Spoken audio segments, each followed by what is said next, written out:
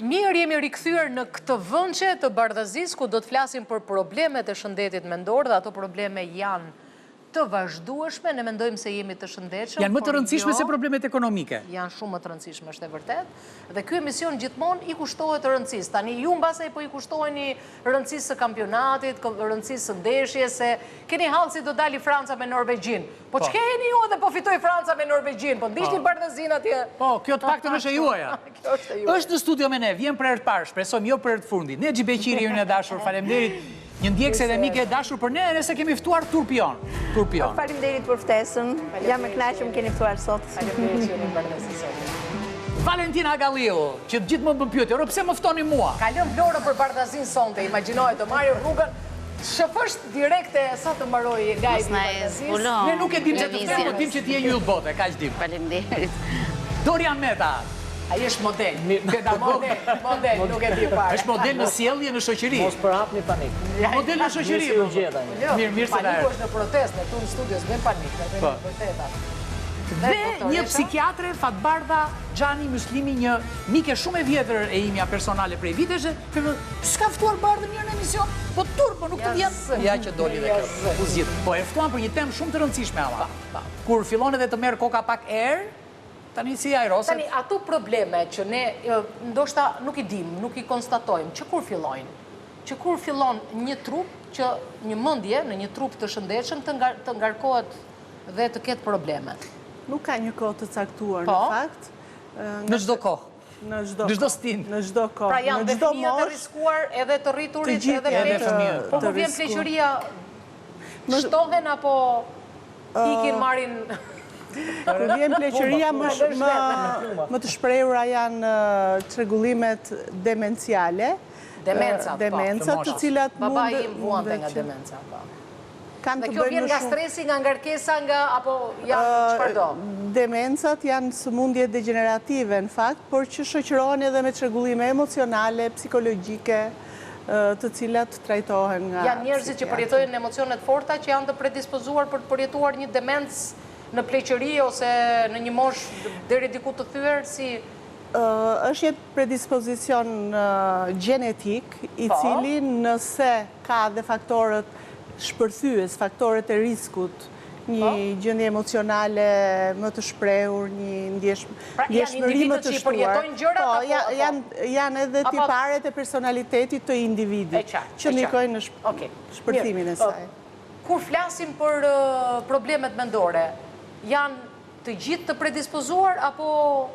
Jo, po doktoresha tha një gjë shumë esenciale, e cila më tërhoqi vëmendjen, megjithëse unë nga që merre me problemet, si thua, sociale, që vinë për studio apo në byro e tjere, gjatë gjithë jetës time dhe si veprimtare shoqore, tha një gjë që është me të vërtetë esenciale, që ka diçka që është edhe predispozicion gjenetik, që do thotë ka të bëjë, si themi ne, me genin.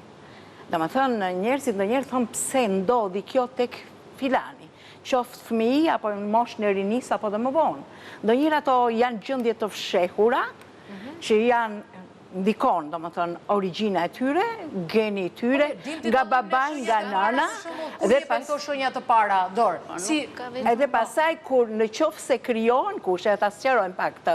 Pastaj në qoftë se ka kushte, ka një tronditje të fortë psiqike, ndodh një traumë, ndodh diçka në jetën e tyre, një problemet e tjerë, atëherë çfaqet, domethënë se ti thua si ajo lulja që është vyshkur dhe pasaj, po jo dhe pak ujti, ajo pak mund të qeli. Në ç'kuptim fëmijëria? Në kuptim.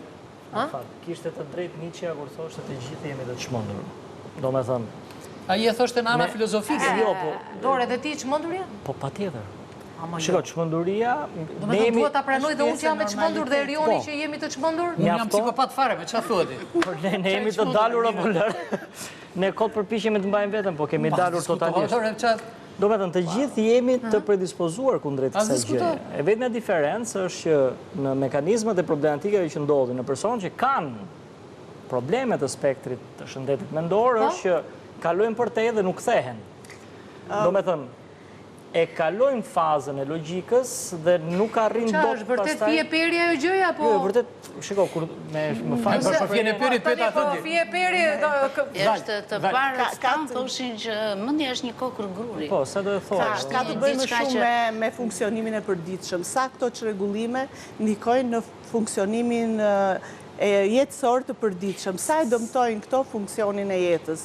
Që do të thotë, sa zgjasin ankthi, sa zgjat një humor i ulët. Ka njerëz që mund të rinë me ankth këtyra brenda në shtëpi dalin. Po, pikërisht këto njerëz duhen ndihmuar, duhet kërkojnë ndihmë. Këta janë njerëz të cilët nëse nuk e kërkojnë në momentin e caktuar, mund të marrim me shkallë. Ideja është kur është që sqarojmë ata që po na ndjekin. Domethënë, nëse kemi diabet tipi ulët, tipi mesëm, tipi lartë, dhe kemi smundje mendore. Kush është tipi ulët i smundjeve mendore, tipi mesëm dhe tipi lartë? Që t'i ndajmë pak. Që të kuptojmë edhe shenjat. Ka që të thjeshtësuar sa ju po e bëni. Ta kuptojmë publiku se... Po, e kuptoj. Ka afate kohore edhe intensitet të simptomave. Në qoftë se zgjat çrregullimi... Një fëmijë me probleme në fëmijëri, çfarë simptomash jep? Simptomat e para e ka shpjeguar Adler, që është një nga baballarët e psikologjisë dhe analitikës infantile e fëmijët. E shpjegon në një libër pak të vjetër, të 73-shit, por që janë ende bazat dhe unë i sugjeroj të gjithë prindërve ta lexojnë njëra. Të parë se të bëjmë prindër, duhet ta lexojmë, pastaj të bëjmë prindër. Dhe ai thot një gjë shumë interesante. Fëmia thot lind me parimin e gjithçkaje dhe nuk e bën dot diferencën në një gjëje kundrejt një gjëje tjetër. Pra nuk zotron mekanizmat për të kuptuar çfarë stresi, lodhja, depresioni. Këtë thot e merr përmes reagimit të prindit.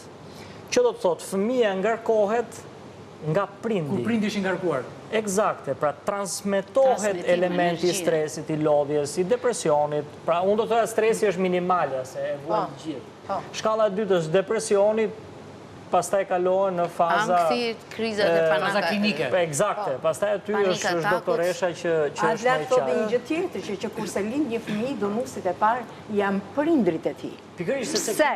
Sepse, domethënë ai, si thua, o do jetë me fat, që ka lindur në një familje mbreti, në një familje ministri, një familje artisti. Po qatë ministrat nuk i risin vetë fëmijët, ja risin dadot. Po, ose do t'jetë një fëmijë lind nga prindër, të cilët mund të kenë probleme të shëndetit mendor, mund të kenë probleme që nuk sigurojnë bukën e gojës, që rritën në një shtëpi që është me lagështirë, që mund të marrin sëmundje nga më të ndryshmet. Pra, fëmija që kurse lind, është i dhunuar nga dy prindrit e tij së pari. I dhunuar në thonjza, në kuptimin që është i privuar nga shumë gjëra, nga shumë, se tu është privilegje tjerë, është komplet, do më thënë, diçka që vjen nga ajo familja atë që tha. Ka dhe familje shumë të thjeshta, shumë të varfra, që rrisin fëmijë të shëndetshëm. Është klima që krijohet në familje, është durimi, është përkushtimi, është dashuria, empatia që transmetojnë prindërit. Dashuria e tepërt e vlet fëmijën, pa mirë. Jo, nuk është dashuria ajo e tepërt. Dashuria e tepërt, kapin pra, jo, ajo s'është dashuria. Ajo është paniku që ka prindi. Është paniku se mos i ikon. Se mos nuk e ndjen dashurinë e ankthit. Profesori nisi me Nietzschen, unë do të thosha me një profesorin ton shqiptar, Stefan Çapaliku, thot, çdo njeri çmendet në mënyrën e vet. E ka dhe ka bërë libër. Dhe them që pjesa më e rëndësishme që ndikon, kurse janë faktorët gjenetik, janë edhe mënyra se si e rritet, si e kultivon. Tash s'është puna që fillon tek fëmia, mund të shfaqet edhe te të rinjt. Për mosha më e prekur janë 20-30, 35 deri në 50. Ky brezi zë njerë që puna i kanë duar. Jo, nuk unë s'do ta paragjykoj brezin zë, por është brezi dhe 35-50, sepse has një presion shumë të madh jete për të mbijetuar në një shoqëri që ka dukjen, gjën e parë, që gjithë njerëzit duan duken në Instagram se kur jetojnë një jetë luxury, ndërkohë që ti nuk e di që një vajzë atje në zonën rurale që ka vështirësi në familje po has një presion shumë të madh nga ky rrjet, kaq i madh, që sot pronarët e këtyre rrjeteve janë procese gjyqësore vetëm për këtë presion që ushtrojnë mbi shoqërinë. Përse problemet mendore ne i konsiderojmë fatkeqësi dhe fatkeqësi nga ato vdekja është lule, bile dhe i stigmatizojnë, vdekja është kapakari. Madje themi që edhe nëna vet që janë përballë këtij problemi thonë që vdekja është kapakari. për fëmijën e tyre. Dhe shumica e prindërve, dua t'ju jap një rast që më ka traumatizuar disa ditë më parë, ishin 2 miqtan që e kanë fëmijën me probleme. Dhe unë i takova në mes të rrugës dhe ato i thanë fëmijës të ikte tutje. Dhe nuk e lanë që ta takondim ne grupi tjetër shoqëror. Pra, ato e kishin për turp këtë gjë. Do të thonë, kjo është një fatkeqësi që largo Zot mund t'i bjerë të gjithëve. Tani si duhet ne të forcohemi shpirtërisht që të përballemi me këto fatkeqësi. Ky është problemi, ky është thelbi. Po, se kështu nuk i ndihmojmë këta të smur. Përkundrazi Ajo që ideja është kjo që si fillim njerë që një problem të zgjidhet duhet pranuar. Po, sakt. Ne jemi shoqëria më mashtruese që mund të ekzistojë. Kjo pjesë e çmendurisë tonë që nuk e pranojmë, është kjo dhe kjo pjesë e çmendurisë.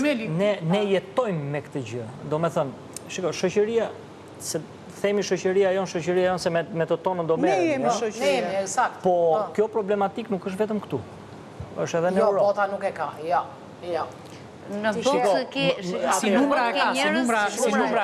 Ose nuk e pranon. Bota, nëse ti më thua që nuk është problem mendor, fakti që marrin qenin karrocë, fakti që japin qenit ushqim me biberon, fakti që janë njerëz të cilët vën kufje dhe nuk flasin me njëri tjetrin, fakti që u duket vetja sikur bëjnë aktivitet fizik, po si të shkëputen nga të qenurit askush, mbase e kam parë unë ndryshe Europën, po Europa është më keq se ne.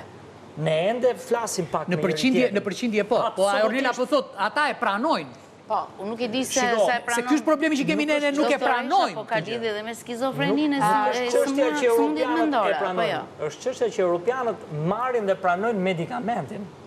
Janë më të ndërgjeshëm dhe kurohen. Nërsa tek ne fshihet, stigmatizohet, si tha Ornela, nuk e tregojnë problemin dhe nuk e marrin medikamentin. Pastaj është dhe një gjë që në Shqipëri nuk mund të fillojnë sëmundjet mendore vetëm te fëmijët, mund të fillojnë dhe në një moshë madhore. Nga pritshmëritë e mëdha, varet si me çfarë ushqen trurin. Ne kemi pas një rast që tha, dua të bëhem drejtor i alt kontrollit për shembull. Dhe nga pritshmëria e madhe që kishte nuk e arriti, ose drejtor në një institucion tjetër. Ishte gati duke fluturuar nga gati 5, gati i balkonit. Kjo është e vërtet, Barda. Pse? Sepse unë nuk arrita këto. Atere, truri ti po kalon të probleme, se e ke mbytur. Në fakt, kjo është një faktor risku, faktor shpërthyes. Nuk është ky shkaku.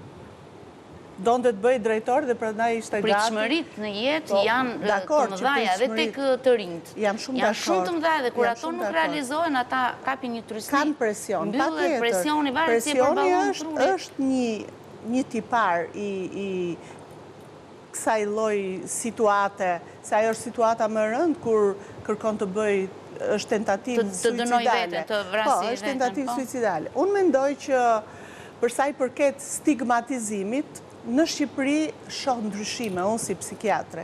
Kam 30 vjetë që punoj në psikiatri dhe shikoj që njerëzit janë të interesuar.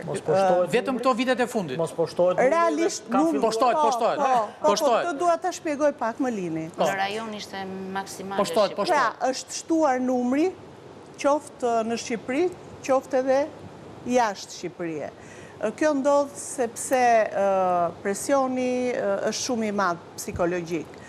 Po ashtu edhe Covid-i la shumë pasoja, përsa i përket anktit, përsa i përket depresionit, por edhe çrregullime psikotike që janë diçka më rëndë se sa këto simptoma që unë paraqita. Por kjo rritje e numrit, që është vërtet i rritur numri, është edhe si pasojë e shtimit të interesit të njerëzve. Po, tani merret vesh më shumë, se dikur e fshinin dhe se merje vesh. Jo, i interesohen më shumë, lexojnë më shumë. Po pra, është shtuar raportimi numrave, sepse njerëzit tani shkojnë dhe shtuar interesin. Tani kapitalizmi i ka bërë gjithë njerëzit ti dhe nga balkoni, ke dëgjuar ti në komunizëm ti dhe njerëzit nga balkoni, unë s'kam dëgjuar, mund t'ishte një rast në... Po kishte lidhje dhe me pritshmërit, që s'kishe shumë pritshmëri ishte i kufizuar. Po ky kapitalizmi i ka vënë mbinat mendore çdo individi më. Po. Pas ka qenë sistemi më i dyrt një të re që është në një...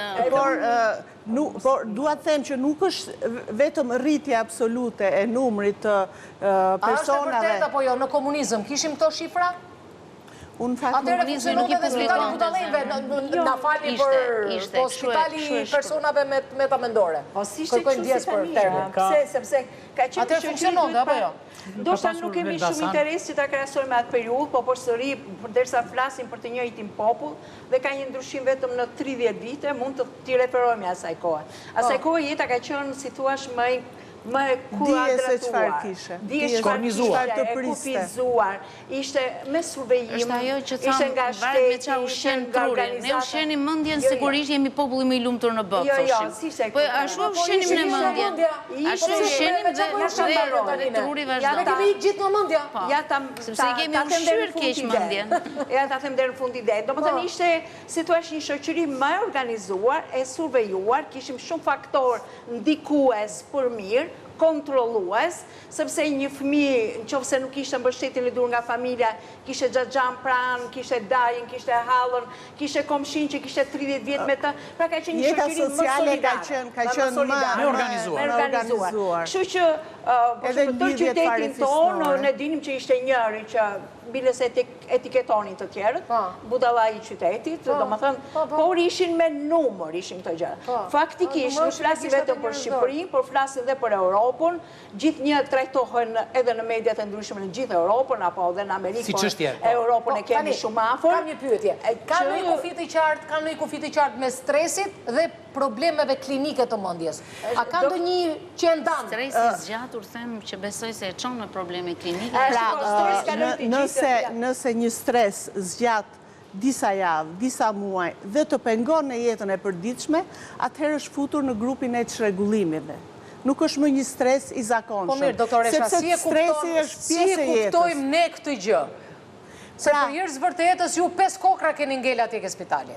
Sërse jeni një 100 veta që të përballoni 100 probleme që kemi. S'kemi mjek fare. Dhe sa mjek po diplomohen për këtë? Po diplomohen dhe gjatë. Ka mjek të ri dhe shumë të aftë. Po informacioni mungon? Informacioni për çfarë? Për të ndarë problemin. Sepse nuk e thonë njerëzit. Po ju shtohen konsultohen me chat GPT-n, patjetër që konsultohen, por janë shtuar edhe konsultat, janë shtuar shumë edhe rastet që arrin të diagnostikohen, janë shtuar, sepse njerëzit interesohen më shumë. Kush ullur grup mosha e faktimit të problemeve? Të gjitha moshat janë të rrezikuara. Nga kush janë të rrezikuara më shumë? Nga telefoni, nga jeta e përditshme? Shiko, telefoni jep informacione të rëndësishme dhe është i nevojshëm, por nga përdorimi i rrjeteve sociale vendosen në një presion shumë të madh krahasimi, siç tha edhe më përpara zonja, që vajza që janë... Ka pas presion më të madh se në komunizëm që tikte koka për i fjalë goje, pes na iku mendja, po ç'është ky presion tani, më dori tani se unë këtë s'u kuptoj fare. Nuk mund të krahasojnë këto nivela, jo. Janë tjetër. Është një presion i vazhdueshëm. Ai ka qenë një goditje akakuse. Në komunizëm se zgjuat jenë shumë nostalgjike. Doktoresha thot me të drejtë që tani kërkojnë njerëzit konsult, sepse sa shikojnë një shqetësim ke fëmijët e tyre, sidomos prindit janë më interesuar, edhe më njerëz shkojnë dhe konsultohen dhe për këtë japin shifra që është rritur numri të interesuarve. Mirë, po njëkohësisht duhet kemi parasysh që ka pafund të tjerë, të cilët nuk diagnostikohen, sepse tek ne nuk funksionon si duhet dhe duhet ta them këtë problem, mjeku i familjes, i cili normalisht duhet ketë dosje për secilin pjesëtar të familjes dhe kur ai shikon që ka një problem më shumë se sa, në më thë një stres i thjesht, a i me njerë duhet kërkoj, duhet rekomandoj, dhe të dikë dhe në fund. Sistemi i referimit ekziston edhe unë jam dëshmitare që funksionon. Sistemi referimit mjek familje, mjek psikiatër i zonë. Kur një mjek familje ka 50.000 njerëz, si do funksionoj? Kanë ardhur që janë interesuar në mediat të ndryshme, e kanë prezentuar si problem, kanë patur për shumë të 2 fëmijë të tij dhe mjeku i familjes as ka rekomanduar dhe as ka nuk ka zinxhir, ka referencë, po s'ka zinxhir për ta zgjedhur. Rastet e vështira nuk zgjidhen. Të ndikojë në shërimin e tyre ose të marrë përsipër pasaj gjëra. As ilaçet nuk i blejnë dot asgjë. As ilaçet një dhe ka pat raste. A kemi me njëra pensionistë që mund të jenë të shqetësuar? Jenë të detyruar që të ilaçe për këtë situatë? Ato ilaçe që janë në listën e rimbursimit. Ka raste që kanë ardhur prindit veti, kanë treguar me situash me pamje, e kanë spjeguar gjendjen e fëmijëve të tyre. Ka pasur se një gruaj vjetër kishte të dytë fëmijë dini gjithë ditën nëpër Tiranë, tha po e provokove pak vetëm vreta ai, edhe as mjeku i familjes, por njëkohësisht aty duhet ishte situata që duhet ishin të veçuar, të shtruar. Në fakt mungojnë institucionet sociale, tek të cilat duhet të jenë institucione rezidenciale, ku të strehohen të smur me çrregullime të shëndetit mendor kronik, të cilët nuk kanë kujdesje.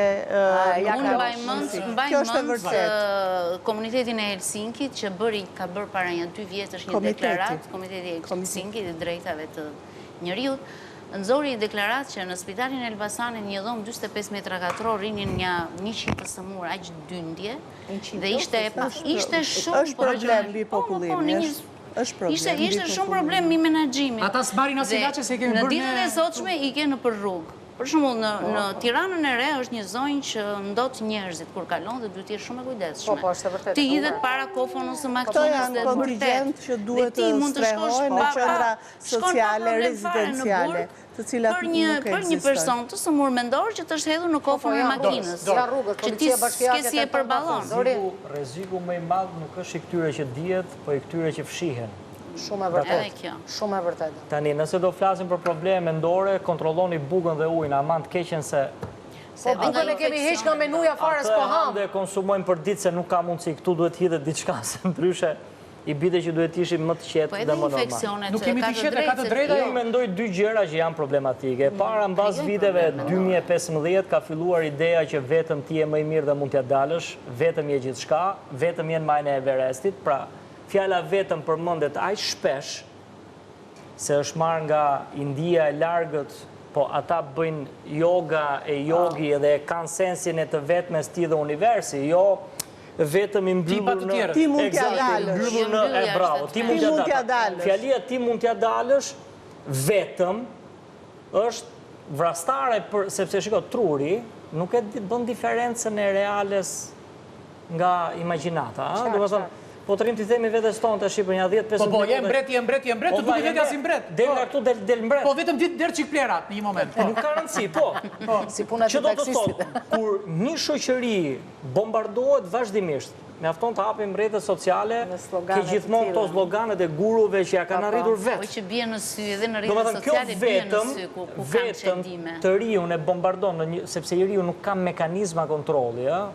Ne jemi të rritur dhe kemi kaluar disa faza në jetë që na kanë ndihmuar të shkojmë dhe të vim në logjikë. Po flet për grupin e shëndetshëm, nuk po flet për përdoruesit e ashasheve të drograve që kanë probleme shumë të mëdha në trupin që godasin.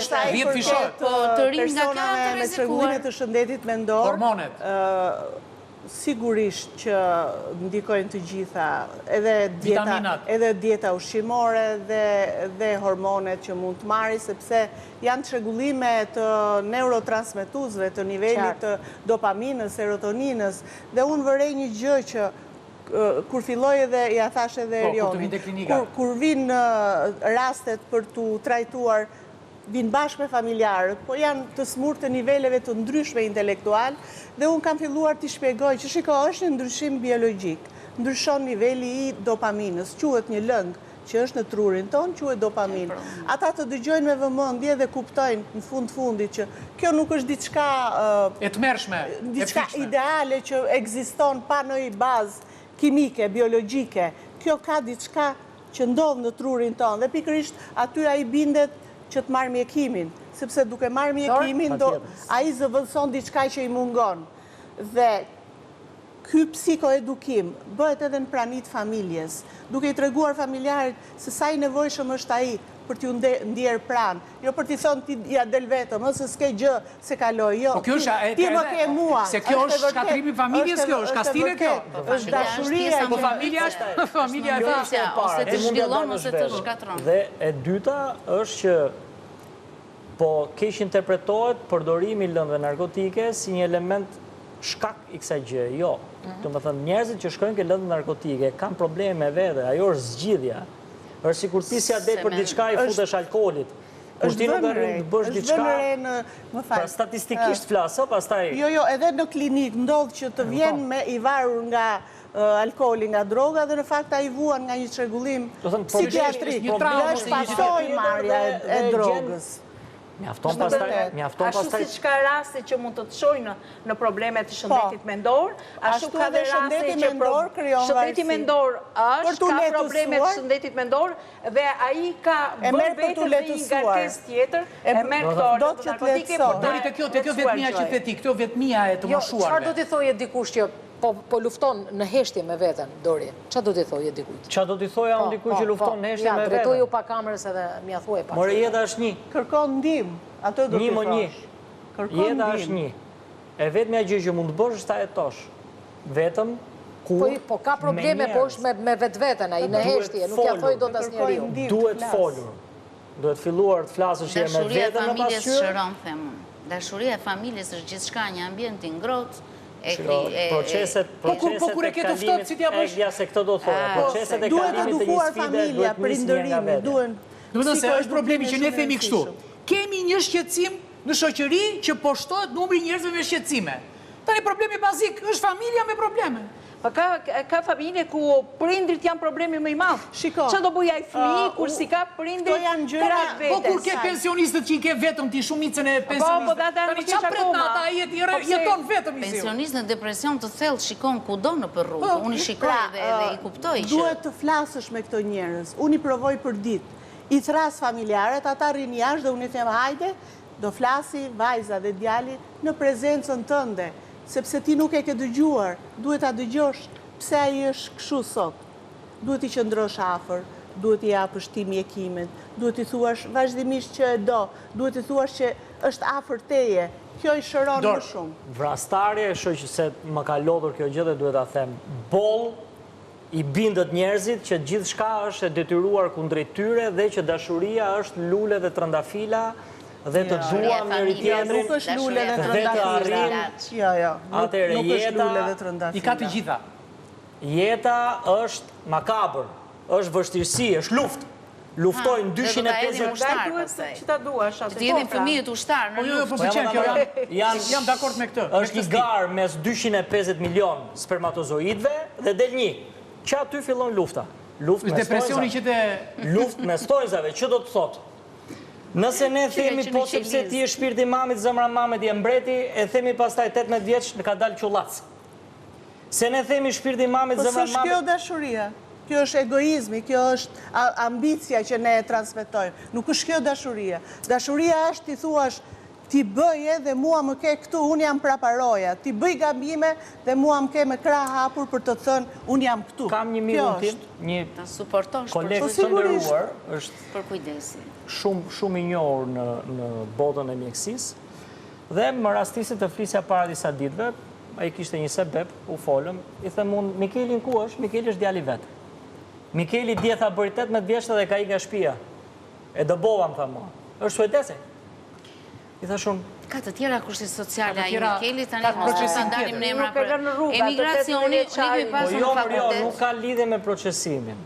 Dëgjoj, unë kam pasur fakultet. Nuk ka lidhje me procesimin. Kam pasur fakultet shok dhe shoqe që kanë qenë gjeni. Bolli bët fëmijëve për të ngrënë, bolli mësuat vajzat që jeni princesha për tani. Kjo është shumë dakord. Shiqur zot. Jika atje jetoni edhe kaq. Edhe kjo ide po hidhin oqeanat. Të fillojnë punojnë që 18 vjeç sigurisht. Ideja është këtu që ne kemi pas në fakultet, unë kam pasur miq të mi gjeni me një mendje brillante dhe vetëm pse hasën me kushtet e emigracionit kanë kaluar atje në një proces komplet transformues që sistemi mendor i tyre ka çeduar komplet.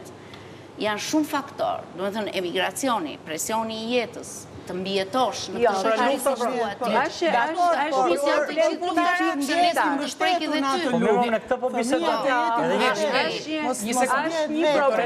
Është një problem tipik shqiptar. Paktën ne që kemi jetuar edhe jashtë, që kemi fëmijët jashtë, kemi parë se si është bërë rritja dhe edukimi atje. Si ata kanë filluar punë dhe kanë hyrë marrëdhënie pune, po njëkohësisht marrëdhënie për të gjetur dhe shokun e jetës për ndërtuar familjen e tjerë. Në Shqipëri ka një llastim, ka një përkujdesje të tepruar të prindërve ndaj fëmijëve. Domethënë ka një suport i cili është i egzageruar. nuk e di, ndoshta lidhet me pamundësit ekonomike të Shqipërisë, por që të ri djali 30 vjeç, edhe 40 vjeç, dhe akoma të presi, që ti gatuaj mamaja e vetë, që ti laj robat çdo ditë, që ti pastroj atletet, dhe ai që më mëngjes të thonë. Jo, një minut.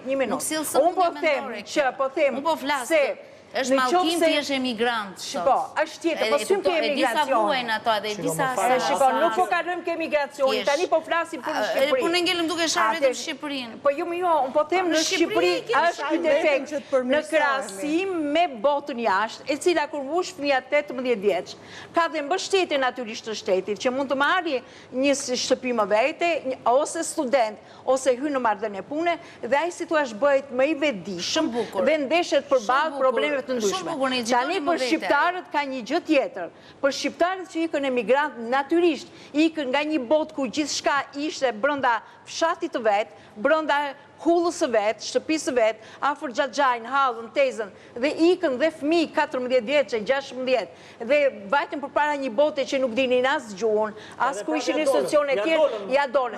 Natyrisht dhe pra ata ka patur probleme, ndoshta dhe probleme të shëndetit mendor, se në një moment nga stresi, ankthi e tëra, të gjendësh në këtë luftë të madhe. Po Shqipëria ka një defekt që në vend që ti përgatisi kaq shumë, tani i llaston më tepër. Pse? Sepse abuzohet me dashurinë e prindërve ndaj fëmijëve. Derisa, domethënë, deri në fund të jetës, domethënë dhe kur të jetë në një shtëpi mjan, i sillin kalamaj dhe i lënë ke gjyshat, i mbajnë gjysha dhe gjyshi. Prandaj po edukimi se vend do ta gjyshi. Populli ka thënë gjella me krip dhe kripa me karar. Shumë drejtë. Shumë me sa. Mirë. Do të shkojmë në mesazh Erion? Mesazhi si zgjidhet ky ngërç? Si zgjidhet ky ngërç. Si zgjidhet. Gjithë problemi që kam unë është ky që shpeshherë quhet si një problem individual çështja e shëndetit mendor. Pra shoqëria ka një smur po vuaj. Problemi është një sëmundje shoqërore kjo. Pra nuk është individuale. Që kërkon angazhim total e para një të institucioneve. Sepse poshtë pallatit tim, fëmijë të vegjël që luajnë, ulurin. Do të thënë nuk rriten në ambient të qetë. Janë hiperaktiv. Do të thënë ky çakava se është duke lozur me këtë çpate. Do të thënë, pra është një problem më i madh se që mendojmë ne, është problem shoqëror. Dhe kur është problem shoqëror, o bie dakord shoqëria e kupton dhe reagon si shoqëri, po mos ma lëm mua barrën. Se po ma lëm ai hiperaktivi do shkoj ke psikologu. Edhe kur është 5 vjeç, 6 vjeç, mamaj dhe babaj vetë duhet ta çoj ke një psikolog. Mamaja bërtet më shumë se i bie. Secili nga ne duhet shikoj brenda vetes vet, edhe të kërkoj zgjidhje brenda vetes. Unë kërkoj zgjidhje si psikiatre. Brenda vetes vetëm zorët kemi ne, s'kemi gjë çfarë kërkojmë brenda vetes. Po kemi mundësi shumë. Unë kërkoj brenda vetes unë edhe jashtë edhe s'po zgjidhim dot. Ti po bën shumë me këtë emision që po bën. Kemi bërë emision i saj që bën për këtë. Këtë gjë të bësh ti, këtë gjë të bëjnë gjithë. Në atë pozicion që kam. Unë them që një rëndësi shumë të madhe ka prindërimi. Ne duhet edukohemi të prindërojmë. Unë kur në fillim, më falë. Jo, të lutem. Kur kam filluar jetën bashkëshortore... Do thuash edhe mesazhin. Po. Kur kam filluar jetën bashkëshortore dhe në momentin që kam ngelur shtatzan, kam filluar të lexoj. Të lexoj rreth prindërimit. Dhe fillova të mësoj edhe bashkëshortin tim të prindëroj. Të filloj ta doja të qenie që është krijuar. Po. Dhe mbasi lindi vajza ime e parë, një vit e gjysmë më pas lindi motra e saj, unë fillova të edukoj dhe vajzën që po pret një motër, që do ta duash, që ne bashk do ta rrisim, do ta kemi xhan. Në qoftë se kjo bërthama e vogël krijon një atmosferë të mirë familjare, kanë kaluar edhe ato vështirësitë e veta, po ne kemi qenë gjithmonë të katërt bashkë dhe i kemi kaluar bashkë. Okej, shkojmë në mesazh dhe ky. Mesazhi. Pra, mesazhi është familja është pjesë e zgjidhjes së problemeve të shëndetit mendor. Fryma familjare dhe vetëm familja ka fajin. Jo, vetëm familja. Neve po flasim edhe për shoqërinë, edhe për gjitha se si ndikojnë. Ama ti duhet të pranosh e para. Patjetër. Dor? Kemi një rrugtim të gjatë për ta quajtur shoqërinë tonë. Në mendimin tim personal, jo vetëm një rrugtim i gjatë, po duhet fillojmë një herë të gërmojmë thellë se ku jemi, çfarë duam dhe çfarë mendojmë të jemi kryesisht. Në i mesazh specifik nuk kam, nëse ju ka ikur, do t'a gjejmë, këtu është, kështu që... Doktor polici, do t'a gjejmë. Ka ikur mendja, mos u mërzitni. Ka ik në drejtim të paditur. Mos u mërzisni, gjëra do rregullohen në të ardhmen. Okej, Val? Unë do jepja një mesazh që nuk duhet të stigmatizojmë, edhe është një gjë që është kontribut në shoqëri të jesh human, të sillesh mirë edhe me një të çmendur dhe me një Normal. Ideja është që të dhe me një, si thot në gjuhën psikiatrike, me një të smur mendor, sepse edhe në gjuhën juridike këto e quajnë shëndeti mendor. Kështu që unë them mos i stigmatizojmë, mundohemi të jemi sinjalizues kur shikojmë një komshi, një mik, një person në familje, si shta doktoresha, të flasim. Është kollaj të dali një fëmijë jashtë familjes të jetoj vetëm, po përballon skizofrenin ose ndonjë depresion vetëm, edhe ai... Ne kemi patur raste, kemi parë raste, kur familja nuk i dilte dot për Zot, dhe duhesh patjetër të gjetë një mënyrë se si të detyroj personi me probleme të shëndetit mendor për të shtruar në mënyrë të detyrueshme në spital, që do të kalonte nëpërmjet një procesi gjyqësor, nëpërmjet një vendimi gjyqi, që detyron për ta shtruar në spital, por në Shqipëri përveç këtij problemi i cili kërkon dhe angazhim të familjarëve apo dhe të avokatit e tjerë, problemi është që nuk ka sa duhet spitale psikiatrike ose qendra rezidenciale ku ka trajtime, nuk ka një politikë shtetërore për këtë. Po pra, nuk ka angazhime. Se ka dalë Rama ka thënë çfarë përgjegjësie kam unë kur ka ndodhur ngjarje, dhe unë i kam thënë këtë fjali. Ke përgjegjësinë për të bërë politika parandaluese. Po pra. Pra për ta zgjidhur çështjen pa vajtur atje. Njerëzit që nuk janë në shkallën se doktoresha ndoshta e thotë. Dhe me eksakte, ata që nuk janë në shkallën më të lartë për një shtrim të detyrueshëm, ka qendra rezidenciale ditore ku ata trajtohen me medikamente. Doja të shtoja diçka si mjeke psikiatre. Ne psikiatrit trajtojmë simptomat e smundjeve dhe përpiqemi që të ruajmë njeriu dhe t'i themi njeriu që këto janë simptoma që mund të tejkalohen. Sëmundjet e shëndetit mendor nuk janë të pashërueshme, ashtu siç janë disa sëmundje të pashërueshme? Sigurisht. Dhe parandalimi është gjëja më e mirë duke bërë një jetë me një gjumë më të mirë, një jetë familjare më të mirë, por ama të gjithve do t'i inkurajoja që të drejtohen tek mjekët psikiatër për çdo simptom e cila prish funksionimin e një njeriu të afër. Edhe kur nuk kanë gjumë?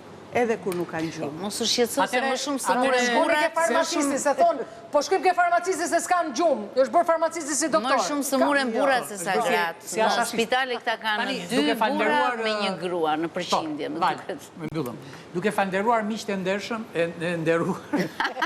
Po që janë të ndershëm, janë të ndershëm. Edhe të ndershëm, siç është e qartë, sepse vetëm njëri i ndershëm mund të lëri ndeshjen tani të flasi këtu. Unë them këto gjëra. Ndeshje dhe protesta. Gjumi i shëndetshëm, që tha doktoresha. Seksi i shëndetshëm. Wow. Dhe mbi të gjitha, stërvitja, po a them shkencërisht, ul gjysmën e rrezikut dhe rrit gjysmën e shërimit. Pra është, për në qoftë se do të shërohesh, gjysma është stërvitja. Kjo shkencore e keni me garanci shkencore, me vull, me tapi, bam. Dhe si të shkojnë të mjeku i zemrës, shkojnë dhe të mjeku i shpirtit. Po, edhe e dyta, që për ta theksuar këtë, shkencore është dhe Dorelani. Gjumi në Dorelan është shkencë, pra nuk është një gjumë, se mund të flesh edhe në kash. Është konsulta ke doktori. E kupton, është shkencore, gjumi në Dorelan është super gjumë. Shkojmë në publicitet dhe ju pres këtu në ndeshje ku do të flasim për një temë shumë të rëndësishme, mos e thuaj. Ju i keni hall, po dhe ne kemi hall, sepse keni paguar lekët në disa prona që janë konfiskuar. Çfarë po ndodh?